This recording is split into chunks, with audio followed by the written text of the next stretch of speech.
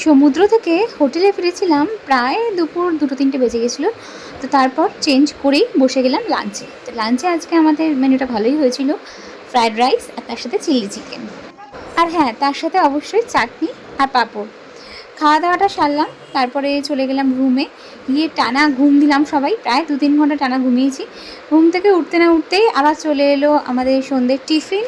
আজকে হয়েছিল fish chop আর তার সাথে চা। তো ফিশ চপটাও খেতে ছাড়িনি, যদিও বা পেটটা অনেকটাই দুপুরবেলা খাওয়া দাওয়া করার পর ভর্তি ছিল, কিন্তু দারুণ হচ্ছিলো প্রত্যেকটা রান্নার টেস্ট, তাই আর ছাড়তে পারছিলাম না।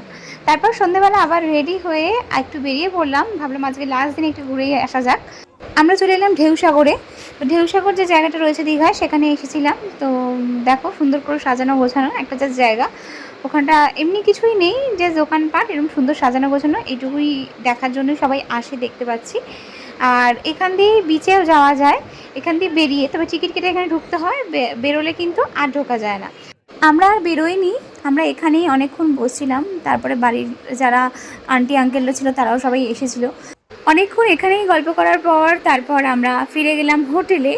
আজকের লাস্ট দিন, যদিও বা ছোটোখাটো এরকম উইকেন্ড ট্রিপ মনটা ভালো করে দেয়, কিন্তু যাওয়ার সময় মনটা যত হলেও ঘুরতে এলে একটু তো খারাপ লাগে। ডিনার করে আমাদের বাসে ওঠার কথা ছিল। তো ডিনারে খুবই সাদামাটা একটা খাবার দাবার ছিল, ডাল আর ডিমের কারি। এই দুদিন প্রচুর খাইয়েছে।